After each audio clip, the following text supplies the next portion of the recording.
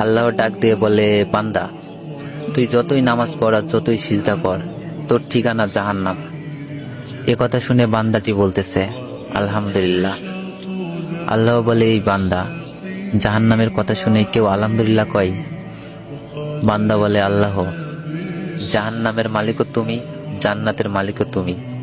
তুমি আল্লাহ যদি খুশি হয়ে আমাকে জাহান্নামও দাও, আমার আপত্তি করার কোনো অধিকার নেই। আল্লাহ বলতেছে, বান্দা, জাহান্নামে গেলে তুই পুড়ে যাবি, তোর কষ্ট হবে।